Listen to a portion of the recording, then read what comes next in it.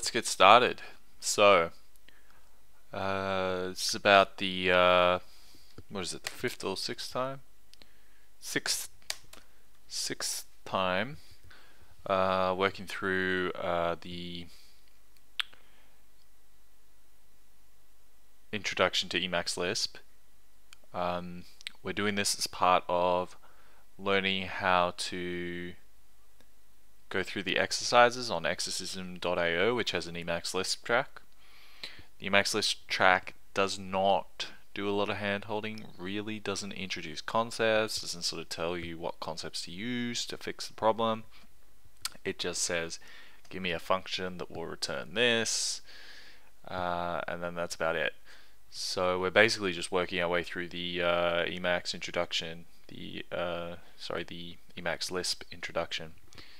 And we've gotten pretty far at this point. So let's just go through what we've already discovered.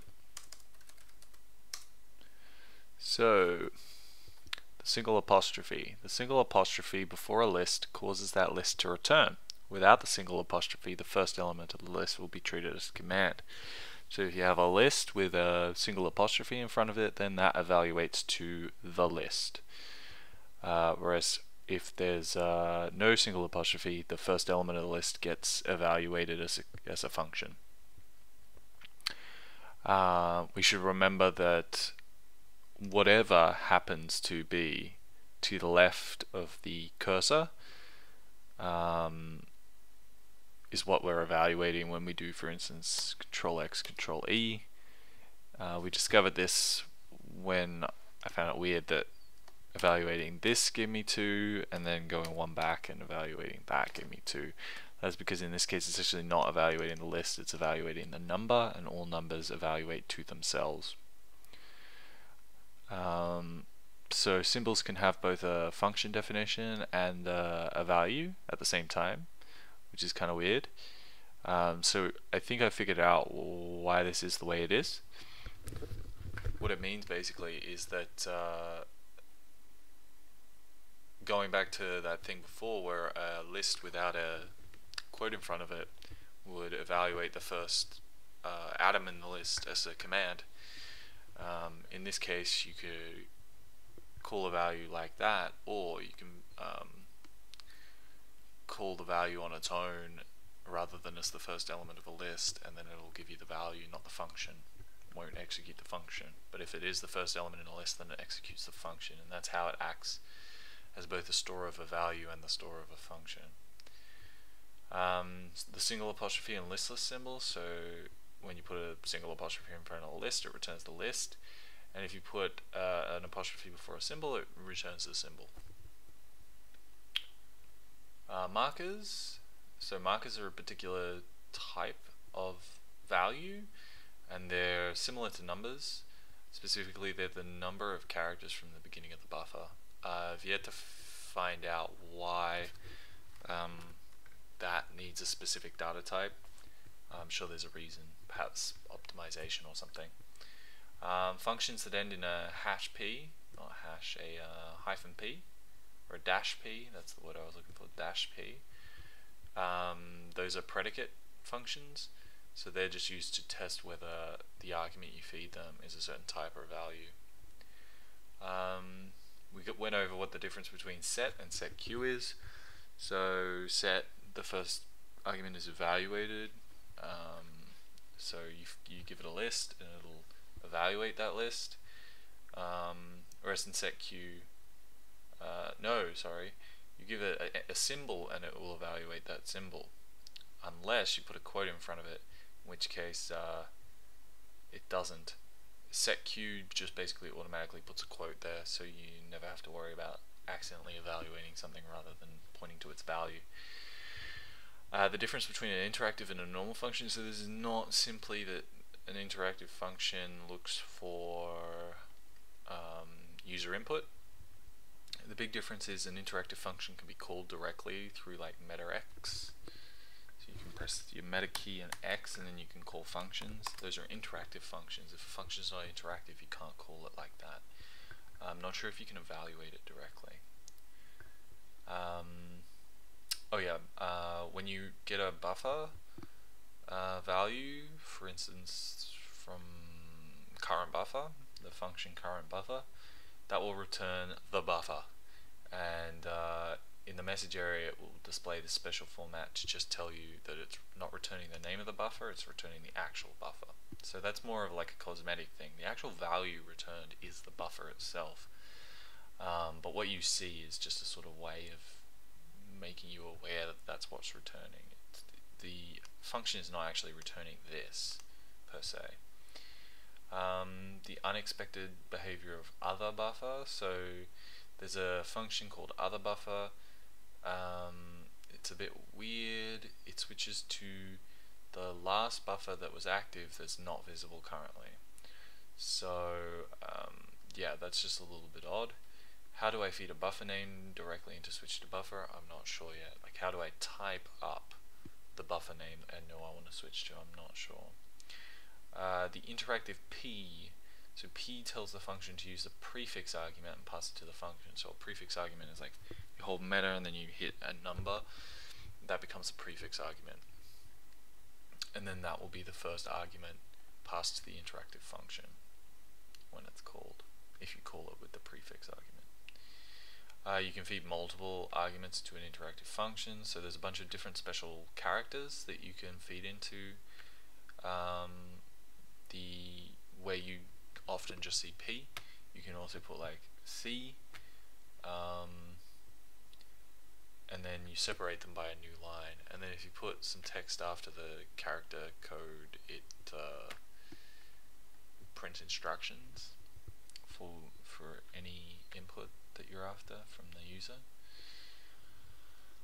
The let function. So the let function, let function is literally just a function that encapsulates other functions, and it just basically lets you create locally scoped variables predictably. So Emacs Lisp is dynamically scoped. So if you call a function from another function, it's within the scope of the calling function, not even if that's not where the function is defined. So if you have two functions defined at the same level of code scope, what Emacs cares about is when the actual evaluation takes place. So your scope is going to be whatever function your function was called from. So two functions at the same level of scope. If one calls the other, then actually that second function is going to be scoped inside the latter. So let is a very predictable way of creating local scoping if you just want to set some variables for a particular function. Or you want to block a global variable or something like that. Why is needles inside thread? So this is a very specific example. So a var list might look like this: thread needles 3. So my error here was in not reading the code right. So it's not, needles isn't inside thread. Needles is in the same list as thread, but it's not in thread's list. The thread is an atom, and then needles 3 is an atom in another broader list. Needles 3 is not inside thread. So that was just simply me not thinking about that properly. Oh yeah, what does an if return? So an if returns the value returned by the last function called, provided the if statement is true. Otherwise it returns nil. And then I was like, but what does a else function return? And so my question was, does if return the value of the last function called by an else if it exists, and true is false? And yes, it returns the value of whatever was last evaluated in the if list. And if that took place inside an else statement, it returns what was evaluated inside an else statement. Nil and false are the same thing. So this is a kind of an interesting one. So there's no Boolean type in Emacs Lisp, so there's no true false type. You simply have something or you don't. So you have an empty list or you have a list with something in it. So false is really nil. Anything else is true in a slightly wrong sense, if that makes sense. Like nothing's true, nothing's false. but like for the purposes of, like, for instance, an if statement will evaluate to true if there's something fed to it. And this is pretty familiar from most languages. I think most languages, if you evaluate the truth value of like an integer, for example, it'll resolve to true. Although a lot of those will do something like, if it's 0, then it'll evaluate to false. But as far as I know, in Emacs Lisp, 0 would evaluate to true because it's something. The only thing that evaluates to false, quote unquote, is nil, which is an empty list. So, now that we've gone over what we've covered so far, let's keep going. So, save excursion. I just pressed the wrong thing. So, the save excursion function is the third and final special form that we will discuss in this chapter. In Emacs Lisp, programs used for editing, the save excursion function is very common. It saves the location of point, executes the body of the function, and then restores point to its previous position if its location was changed. Its primary purpose is to keep the user from being surprised and disturbed by unexpected movement of point. So point and mark. Before discussing save excursion, however, it may be useful first to review what point and mark are in GNU Emacs, and this is always a point of confusion, so he's not wrong. So point is the current location of the cursor. Wherever the cursor is, that is point. More precisely, on terminals where the cursor appears to be on top of a character. On terminals where the cursor appears to be on top of a character, point is immediately before the character. In Emacs Lisp, point is an integer. Okay, interesting. I thought it would be a marker. The first character in a buffer is number 1, the second is number 2, and so on. The function point returns the current position of the cursor as a number. Each buffer has its own value for point. The mark is another position in the buffer. Its value can be set with a command such as control space, set mark command. If a mark has been set, you can use the command control X, exchange point and mark to cause the cursor to jump to the mark and set the mark to be the position of the previous position of point. Let's try that out. So let's say we'll set a mark and then exchange point and mark, control X. Yeah, it worked. Interesting. Oh, didn't want to do that.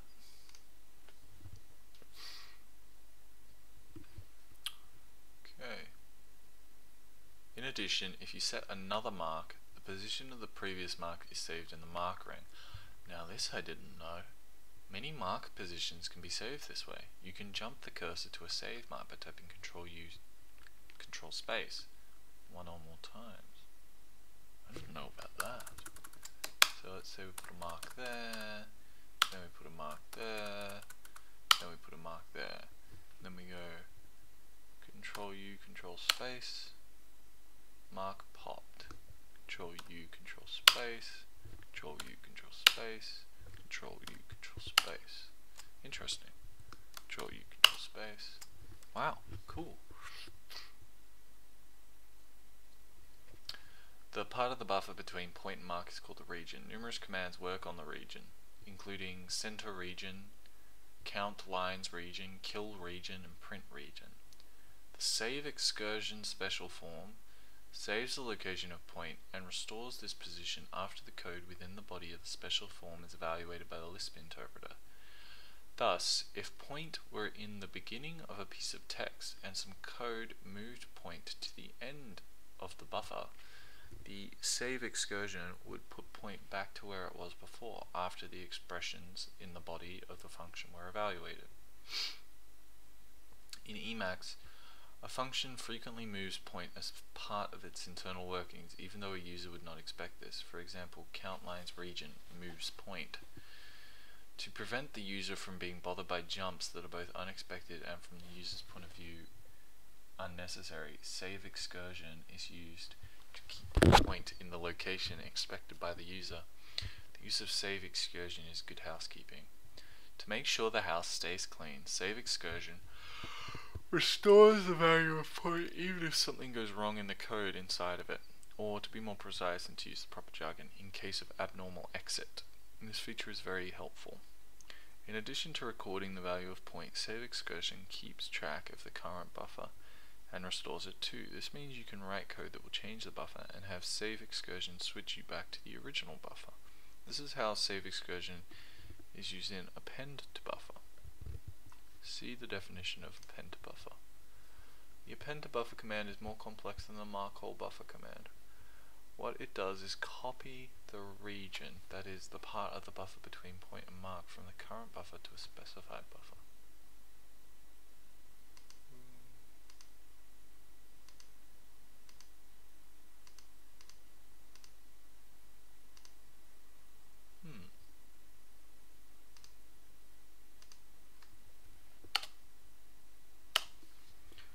The template for code using save excursion is simple. Save excursion body. The body of the function is one or more expressions that will be evaluated in sequence by the Lisp interpreter. If there is more than one expression in the body, the value of the last one will be returned as the value of the save excursion function. Okay, more than one expression, okay.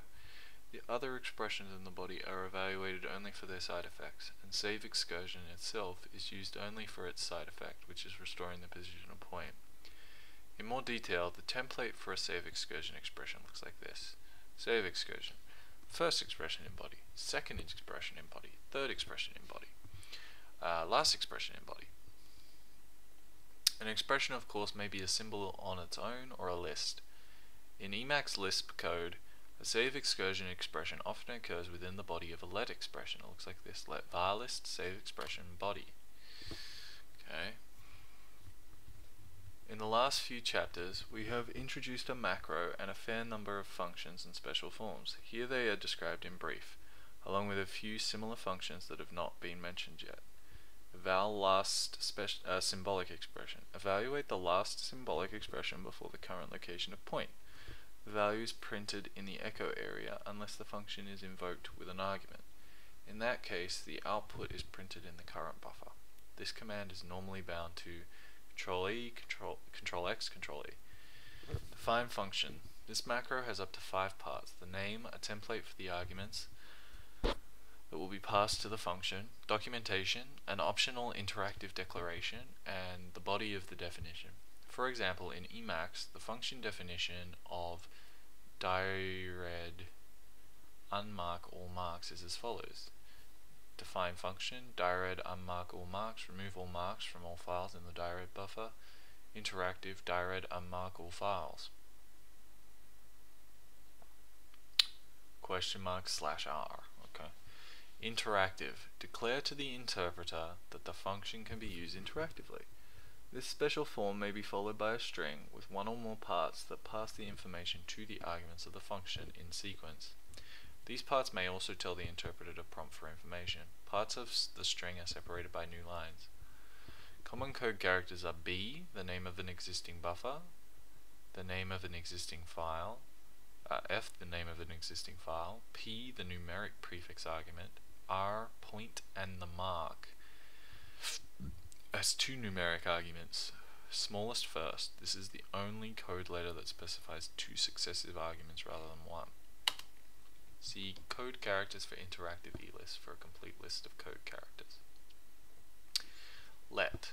Declare that a list of variables is for use within the body of the let and give them an initial value, either nil or a specified value. Then evaluate the rest of the expressions in the body of the let and return the value of the last one. Inside the body of the let, the Lisp interpreter does not see the values of the variables of the same names that are bound outside of the let. For example, let foo, buffer name, bar, buffer size, messages buffer is foo bar. Save excursion. Record the values of point and the current buffer before evaluating the body of the special form. Restore the value of point and buffer afterwards. For example, message: we are D characters into this buffer, minus point save excursion. Go to car point in point.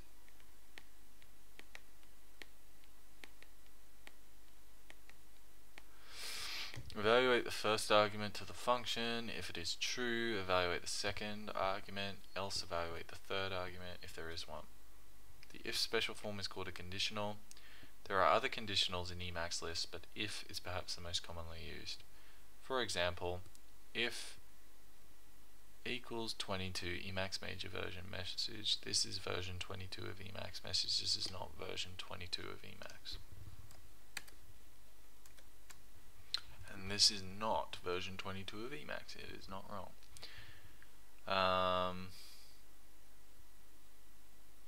Less than, greater than, less than or equal to, greater than or equal to. The less than function tests whether its first argument is smaller than its second argument. Corresponding function greater than tests whether the first argument is greater than the second.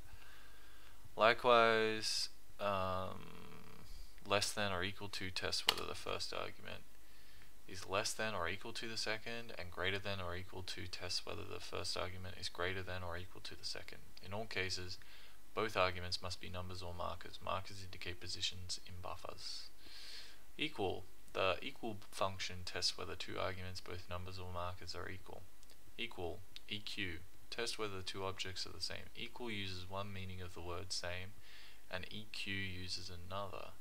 Equal returns true if the two objects have a similar structure and contents, such as two copies of the same book. On the other hand, EQ returns true if both arguments are actually the same object. Oh, interesting. Okay. String greater than, string less p, string less than, string less p, string equal.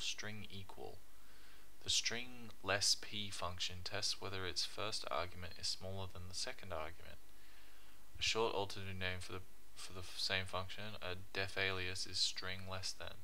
The arguments to string less p must be strings or symbols. The ordering is lexicographic, so case is significant. The print names of symbols are used instead of the symbols themselves. An empty string, a string with no characters in it, is smaller than any string of characters. String equal provides the corresponding test for equality. Its shorter alternative name is string equal sign. There are no string test functions that correspond to greater than or equal to, or less than or equal to. Message. Print a message in the echo area. The first argument is a string that can contain %s, %d, or %c to print the value of arguments that follow the string. The argument used by %s must be a string or a symbol. The argument used by %d must be a number. The argument used by %c must be an ASCII character code. It will be printed as the character with that ASCII code. Various other % sequences have not been mentioned. setQ. setQ function sets the value of its first argument to the value of the second argument. The first argument is automatically quoted by setQ. It does the same for succeeding pairs of arguments. Another function, set, takes only two arguments and evaluates both of them before setting the value returned by its first argument to the value returned by its second argument.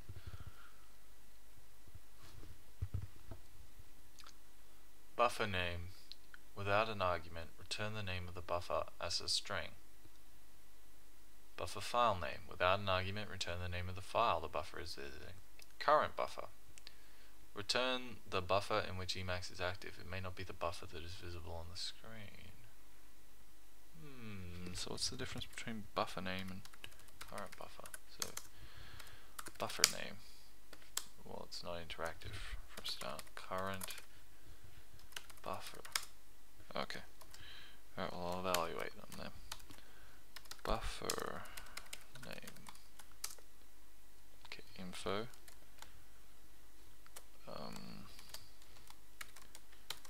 Current buffer. Buffer name gives me a string. Yes, okay, I get it. It does actually say that, but I didn't really process it. Other buffer. Return the most recently selected buffer, other than the buffer passed to other buffer as an argument, and other than the current buffer. Switch to buffer. Select a buffer for Emacs to be active in and display it in the current window so users can look at it. Usually bound to Control X B. Set buffer. Switch Emacs attention to a buffer on which programs will run. Don't alter what the window is showing.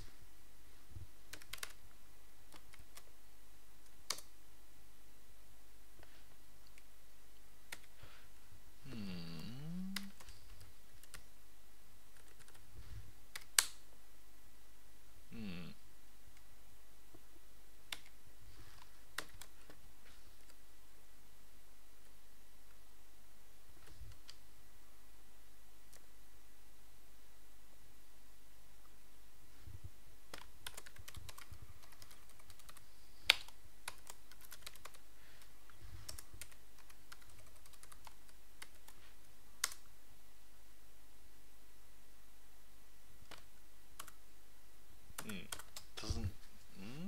It's weird. Okay. Buffer size returns the number of characters in the current buffer. Point returns the value of the current position of the cursor as an integer, counting the number of characters from the beginning of the buffer. Point min return the minimum permissible value of point in the current buffer. This is 1 unless narrowing is in effect. Point max return the value of the maximum permissible value of point in the current buffer. This is the end of the buffer unless narrowing is in effect. Alright, exercises. Write a non-interactive function that doubles the value of its argument, a number. Make that function interactive. Okay. Define function.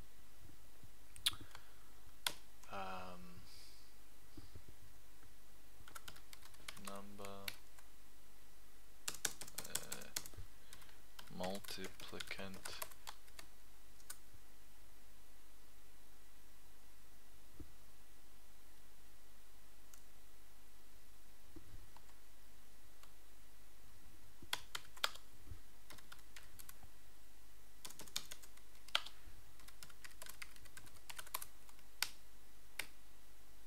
So let's see what that returns.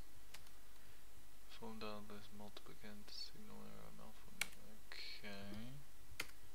And then, oh wait, I need to give us a name.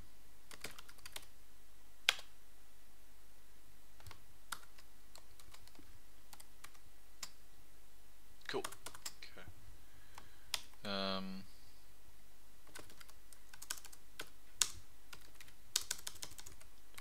Def function double I multiplicand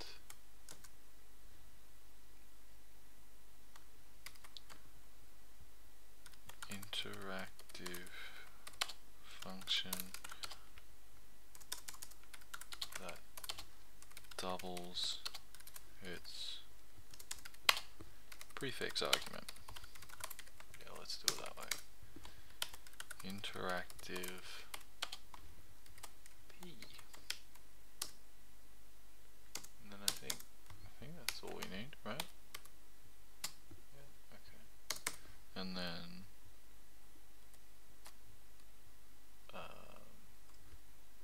okay, I need to give it a 6, and then I call double I. I should get 12. And instead I got nothing. Double I quit. Oh! Yeah, no shit. Alright. Didn't actually write any code. Double multiplicand. Okay. Let's try that again.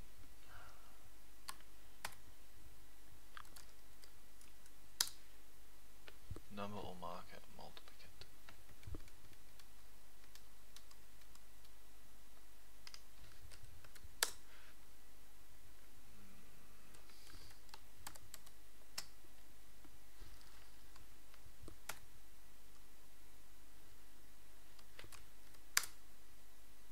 Okay, well it didn't give me an error, but it hasn't done anything. Let me just double check the formatting.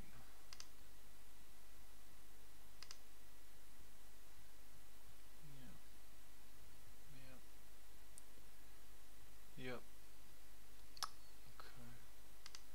Now let's double check the formatting of an interactive.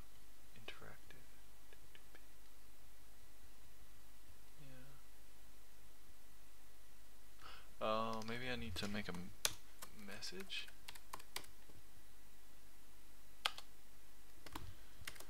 The result is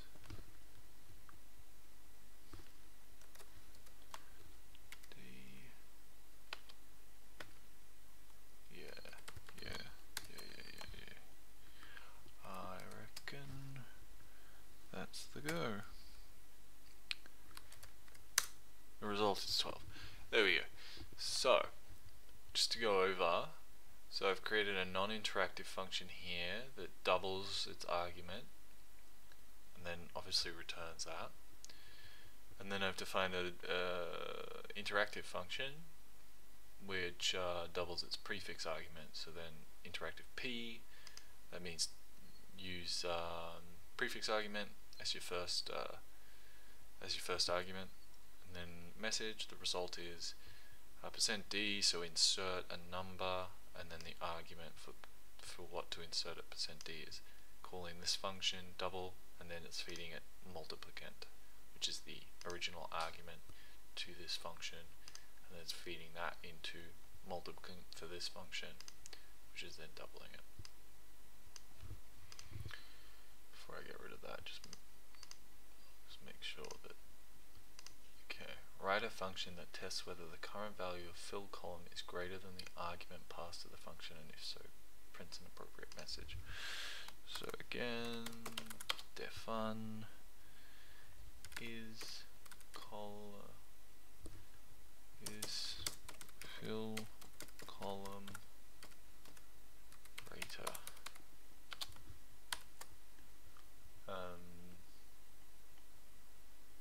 greater than the argument passed to the function. Number, I don't know, that's a bad name. Tests whether the prefix argument is greater than the value of fill column.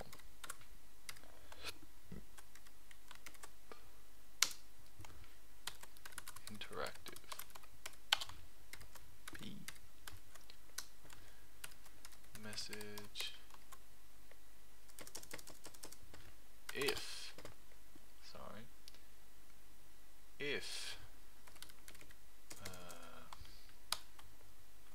fill column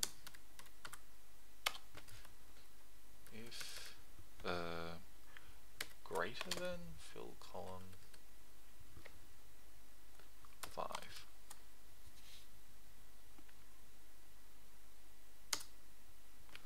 I need to go back and look at if formatting, if true or false test, yes, then yes, okay, no, I'm on the right path. So if message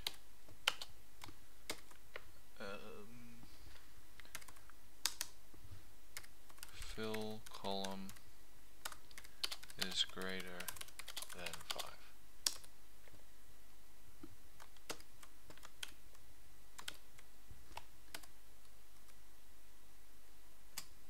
Okay, I think. No, okay. Yeah. Okay. So is fill column greater.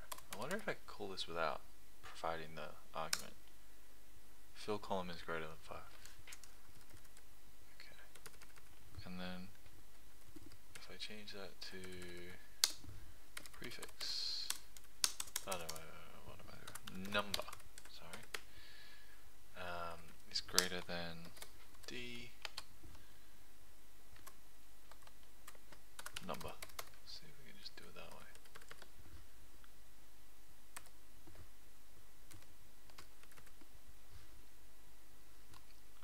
So Alt 5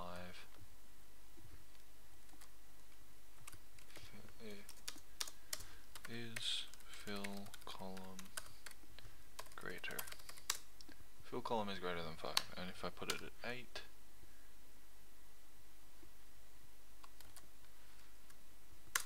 fill column is greater than 8, cool. If I put it at 74, then I didn't get anything, cool, that's what I wanted. And then I forget how to do an else.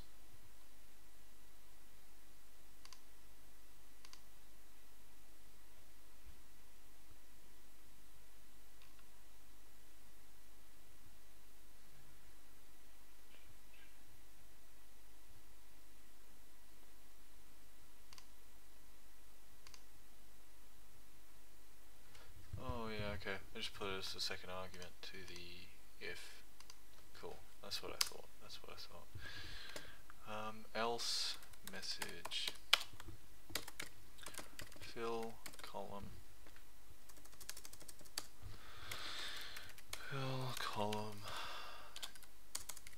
is not greater than D number.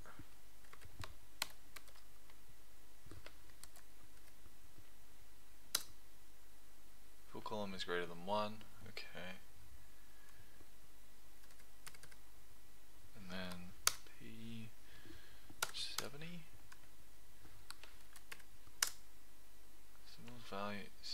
symbol's value as variable is void message. Oh, whoops. Whoops.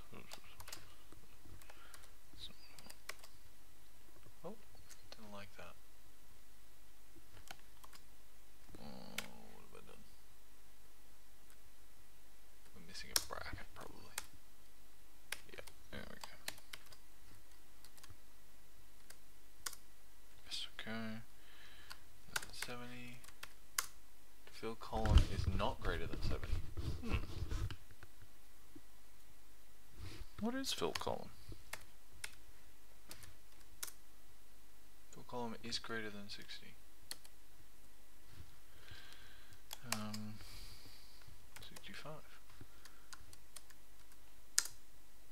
is greater than 65. 67 is greater than 67. Okay. 69 is greater than 69.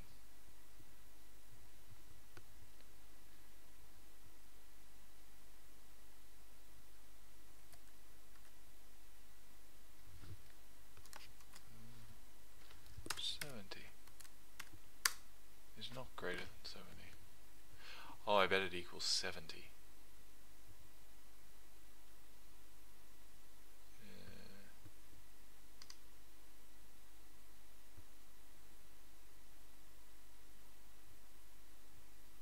Yeah, I guess it equals 70.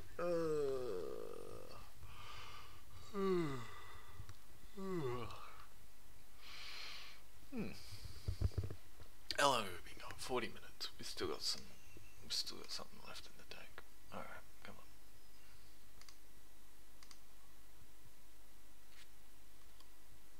on. Alright. Come on. A few buffer related functions. In this chapter we study in detail several of the functions used in GNU Emacs. This is called a walkthrough. These functions are used as examples of Lisp code, but are not imaginary examples. With the exception of the first simplified function definition,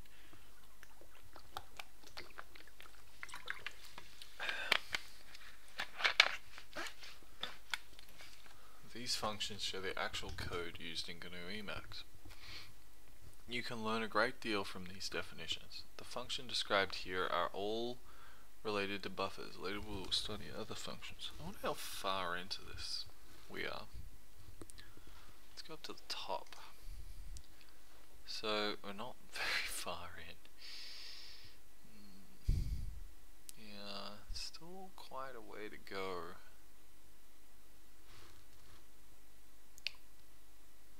Let's have a look at our other registry. So 2 for is short for 2 for 1 for you and 1 for me.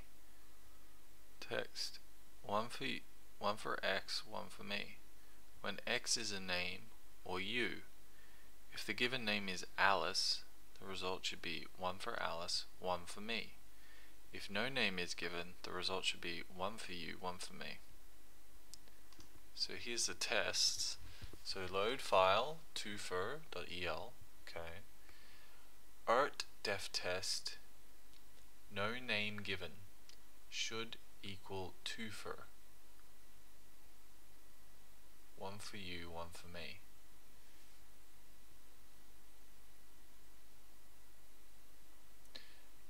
def test, a name given, should equal 2 for Alice. 1 for Alice, 1 for me. I don't get it. Oh, I see. Yes. Okay. Yes. It's testing whether 2 for Alice spits back 1 for Alice, 1 for me. def test, another name given, should equal 2 for Bob. 1 for Bob, 1 for me. Yeah, okay, cool. So defun 2 for name. Okay. So if name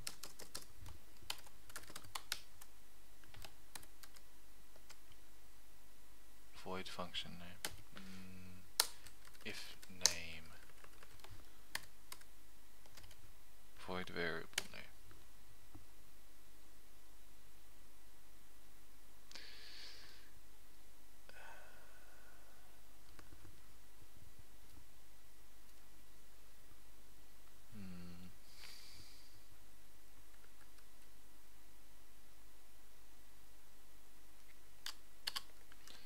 Why isn't it just nil? Well, anyway. If name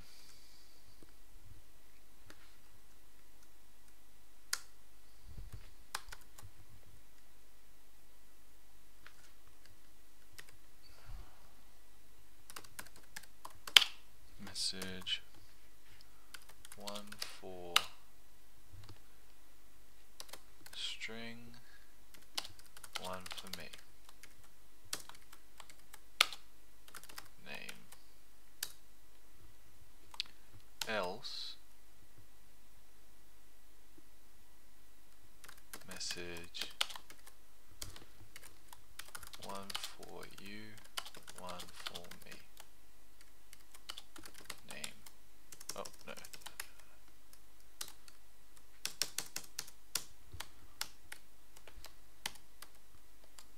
Okay. So now if I were to evaluate 2 for Alice,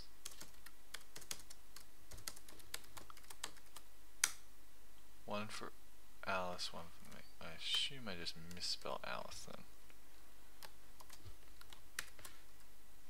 Yes. Yes.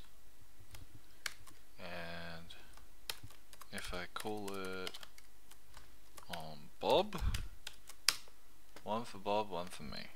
And if I call it just on its own, I get a void variable. Wrong number of arguments.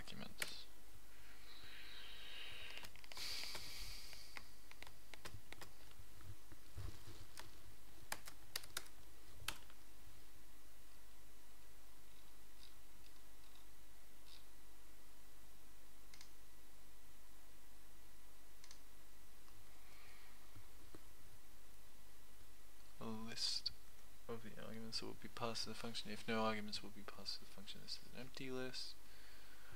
Optionally, an expression to make the function interactive. The code that instructs the computer what to do. So what I'm going to do is just look up Emacs Lisp default argument values.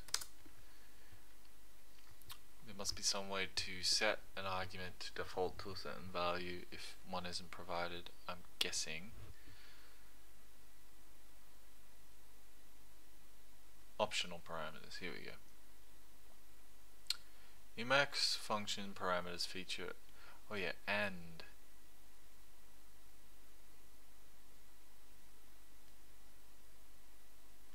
Yeah, that's right.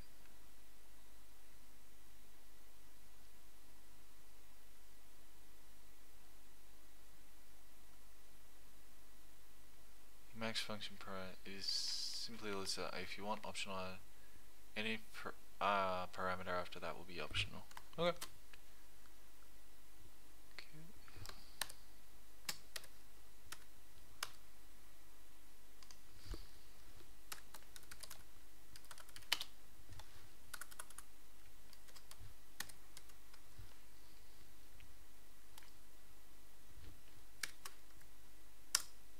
One for you, one for me. Oh yeah.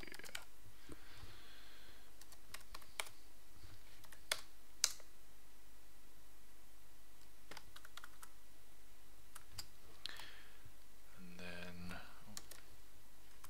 2 for test. No match. Doesn't matter. I'll just call it directly, and I think this should tell me whether everything's working okay. No, okay. Void function 2 for a test. I just evaluated the whole buffer. Provide 2 for a test.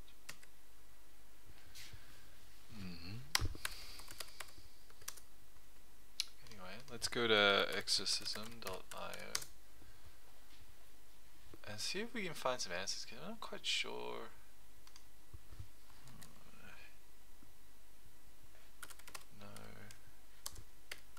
No name given.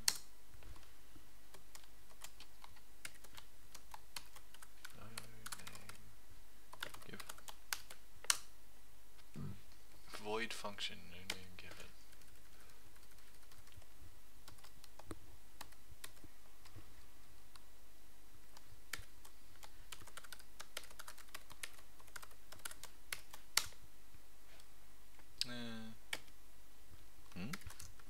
Oh. Void function, no name given.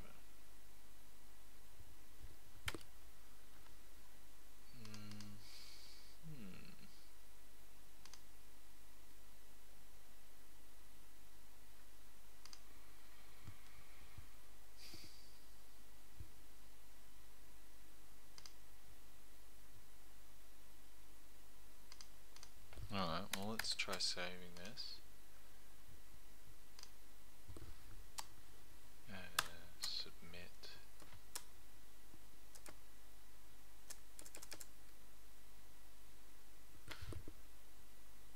Now this guy, oh, this guy lives in software exorcism.io /bin/exorcism, I believe. And then we want to 2 for .el, I guess.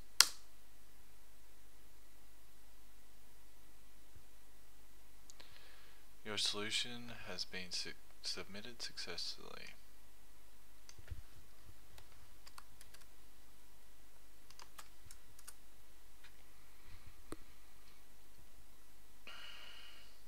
Well done on submitting. Mentor will leave you feedback as soon as possible. Okay, so I will actually get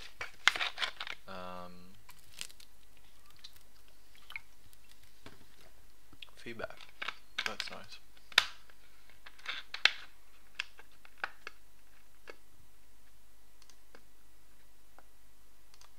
myself a more interesting image.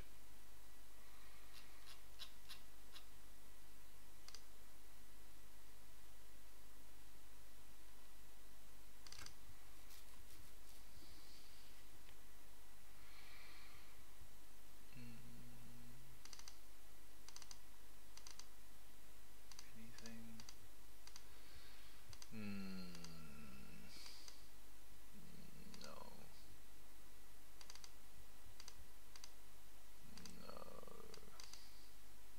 No.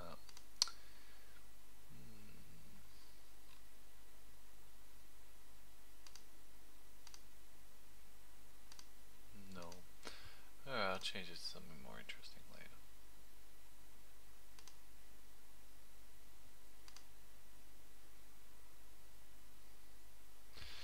So I've submitted my instruction, my solution, and now somebody's gonna mark it for me. So this didn't happen on the original one, so this is good because I was like, I had no idea whether I did it right or if I completely screwed it up. So two for when x is source two for. Yeah, so I guess maybe that's where we will end it because I kind of got tired of reading the introduction, and I've submitted this now, and so it's just a matter of waiting until somebody marks my solution. So that'll be interesting. Yeah, I hope I've been doing things right. Otherwise, I'll have to relearn how it all works. But I imagine it might take a while to get somebody to check this. I believe there's like 2 mentors for the entire track. Yeah. Although, having said that, there's probably not that many people doing the track, but they're not going to be like super available. Probably. You never know. Emacs people can be pretty passionate, but we will see. We will see. Anyway, guys, thanks for joining me. We made a lot of progress today, I feel, even though we didn't do as much reading as some other days. I feel like we really got quite a bit done, you know, and we solved another exercise, and that's always a good sign. So I probably won't be doing this tomorrow. Tomorrow I'll be broadcasting just my language study if I can. I may have to do that on my phone, in which case I'm not going to be able to broadcast it, but ideally that's what we're going to do. Besides that, I'm going to be broadcasting some Pokemon Green version in Japanese later tonight. I'm going to be going through that. I'm going to be sentence mining that for Japanese vocabulary, so if that sounds like something that might interest you, definitely stick around for that. I find it very fun. It's probably not that interesting to watch, but it would be more interesting if you guys, chatted and we could chat while I'm filling in the definitions and stuff. I think we could have fun with that. So hopefully some of you guys will stick around for that. Anyway, later, guys.